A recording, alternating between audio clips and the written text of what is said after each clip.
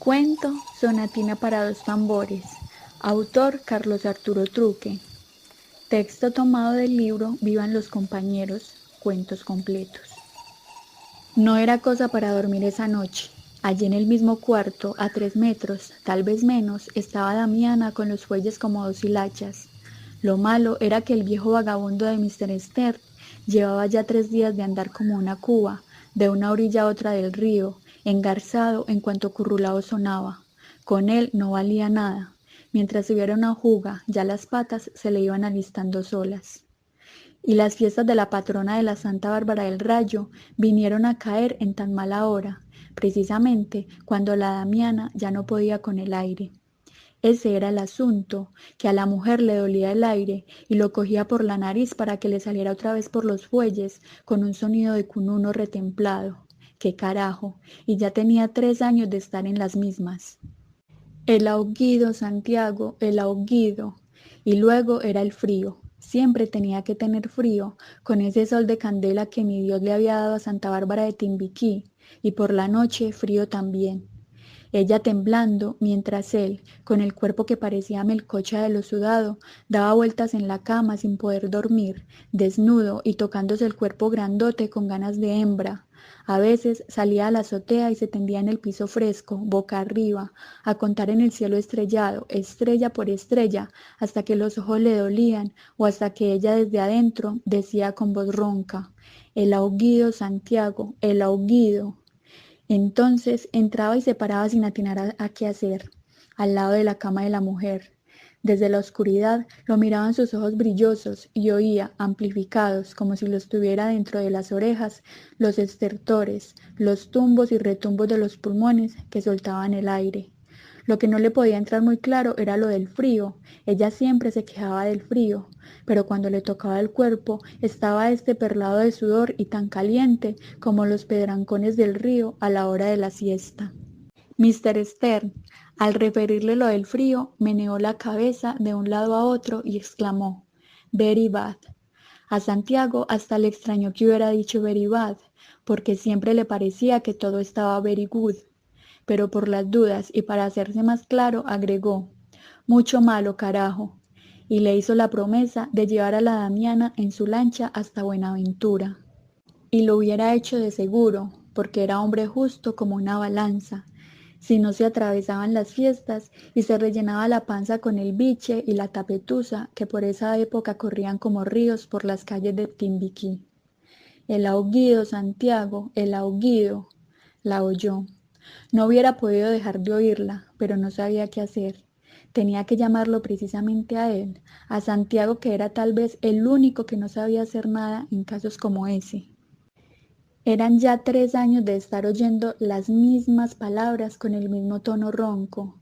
Eran 3 veces 365 días de oír un cununo y una tambora sonándole por las noches dentro de los oídos. Era ya mucho tiempo de estarse toda la noche quieto y despierto, contemplando un cacho de luna por entre el claro que dejaba la chonta y la palma tejida del techo. Eran muchas las noches de estar pensando en los senos duros y el cuerpo cimbreante de la otra Damiana, la que bailaba sus buenos patacorés y sus buenas jugas y currulaos en otras lejanas fiestas de la patroncita contra el Rayo. Muchas noches, no lo podía negar, deseó que el asunto acabara de una vez. Tal vez fuera mucho mejor que el aire no entrara en esos fuelles de Damiana, sobre todo cuando le bailaban sus buenas ganas de pisarle el ala a la Guillermina, una negra reidora que poco a poco se le iba volviendo el tormento de sus tormentos, y que aunque no le había dado un besito, lo traía más alzado que una nube y más golpeado que tambor en día de Reyes. Hey vos, Guillermina, hey vos, hey vos. Y ella, con el cuerpo liso, las tetas de natilla fresca, yéndosele de las manos, saliéndosele de la picazón del deseo, de la desazón de macho alborotado que le ponía como un tubo metálico en la garganta sin saliva. Tate vos con tu arrechera, barujo, con el lambido este. Se lo decía Damiana. No le resignara, no. Y otra vez a buscarla. Otra vez el negro lambido del Santiago, con la boca seca de siempre, que le daban ganas, buscando lo que no podía darle su Damiana, que tenía los fuelles como dos hilachas.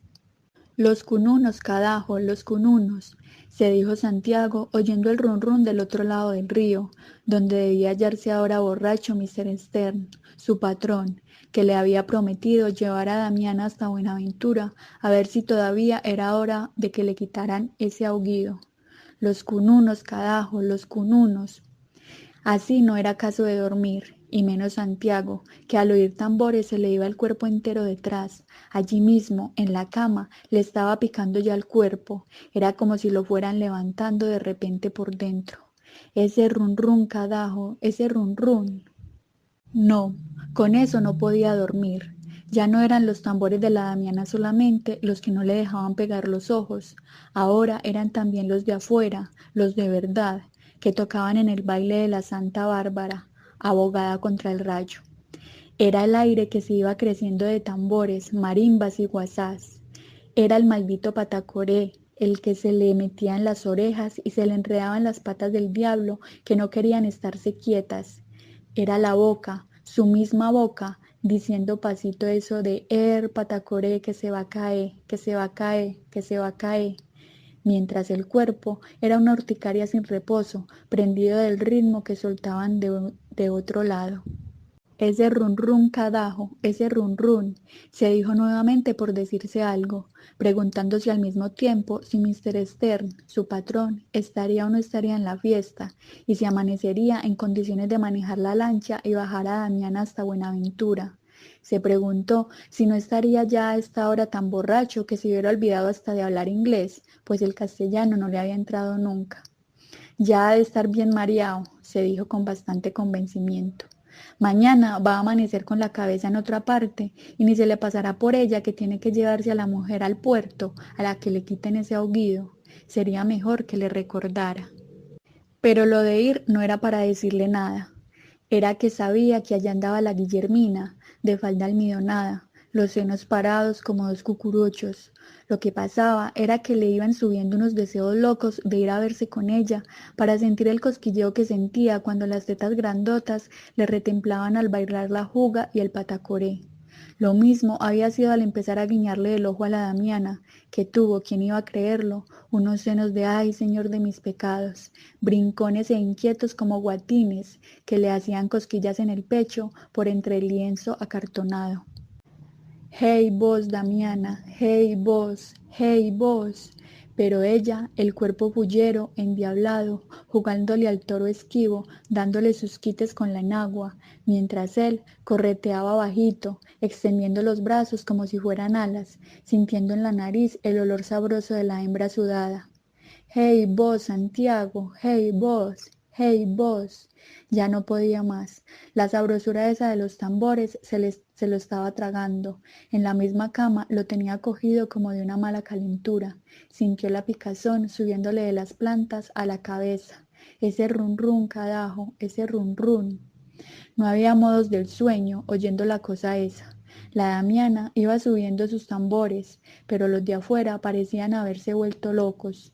Eran de un ritmo apretado, casi sin intervalos. Quizás le fuera mejor en la azotea, tendido sobre la guadua humedecida por el sereno, libre de la sensación de hallarse enmielado que lo invadía cuando estaba en la cama. Y lo peor, que allí era el empezar a acordarse de la Guillermina y de que hacía tanto tiempo que no dormía en la misma cama con Damiana. No sabía si había sido antes o después de eso cuando empezó a gustarle la otra, pero de seguro que tuvo que ser después, porque la Damiana era toda una hembra, antes de que empezara a convertirse solo en ojos y tiras de piel que colgaban.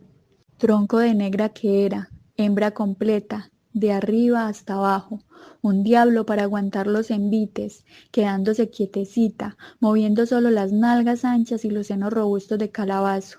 Y él, vuelto el patas, dándole aire con el pañuelo, yéndosele de frente, en firme y parándose en seco, mientras la tambora, los cununos, los guasás y las cantadoras iban trepándose el baile a la nota más alta. El patacoré que se va a caer, que se va a caer, que se va a caer. Después era la voz de la vieja Pola, la que se quedaba arriba, solita, en ese último que se va a caer, serena como una cometa en el cielo tranquilo de los agostos de la infancia, y desde allá, bajando por las sordinas que le nacían de los cuerpos templados de la copla bonita. Si el mar se volviera tinta y los peces escribanos no alcanzarían a decirte lo mucho que yo te amo. Y Mr. Stern, con una botella de tapetusa en la mano, de una pareja a otra, repitiendo en su español desastroso, mucho bonito, carajo, mucho bonito. Eso era lo que no le daba paz ni le concedía tregua. Ya eso andaba en su sangre sin saber desde cuándo. Esa era la sabrosura que no podía aguantar el negro lambido del Santiago, que tampoco resistía la sabrosura de coco fresco de la risa de Guillermina, saliéndosele como pez azorado por entre el ala cuando ya la tenía casi pisada. Deja ver, negro lambido, barujo y vos con tu calentura. Y así lo dejaba plantado con un temblor extraño y algo como un vaído llevándosele la cabeza, mientras en la boca se le amontonaba la baba espesa como engrudo de zapatero. Hey, vos, Damiana, hey, vos, Damiana. Pero no, no era asunto de contar ahora con ella, tendida allí en el mismo cuarto, luchando con el aire, con los fuelles como la bandera que trajo el coronel García del combate del río de Telembí. Ese run run, carajo, ese run run, dijo Pasito, extrañando de que la mujer no se hubiera vuelto para decirle, como acostumbraba, cuando ya materialmente sentía que se le iba el aire y le faltaba el resuello. El ahoguido, Santiago, el ahoguido. La desesperación era tan grande en él como en ella. Por ese motivo deseaba que la cosa acabara algún día, repentinamente. Sí, que se le fuera quitando el viento despacito y dejara quietos el rostro amarillo y los ojos como pozos escondidos en las honduras de un abismo. Tal vez, si sucediera, no tendría que estarse de noche dándole vueltas al cuerpo sudoroso o mirando al cielo por entre los agujeros de la paja del techo, mientras el sexo berraco se encabritaba pidiendo la hembra que se le había comido los malditos fuelles y que no tuvo tiempo de gozar por completo. En esto se dio cuenta de que algo le faltaba de afuera y que se había quedado lelo con los cununos de la Damiana. Pero el cuerpo le seguía lo mismo de temblón, lo mismo de hambriento, igual a esa noche en que no aguantó más y fue hasta la cama de la mujer y le metió las manos entre el pecho para encontrar solo dos vejigas que colgaban como nido de oropéndola y que ya se le escurrieron por entre los dedos. En esa ocasión pensó, sin saber por qué lo pensaba, que esa no era Damiana, o que era ella misma, sin cuerpo, sin el occidente que lo urgía, y le hacía brillar los ojos como candelillas. Hey vos, Guillermina, hey vos, Guillermina, hey vos. Ya era lo de siempre, que al nombrar a Guillermina la confundiera con la Damiana hembra total que una vez tuvo bajo el cuerpo, ni se sabe cuántas madrugadas, después de arribar de una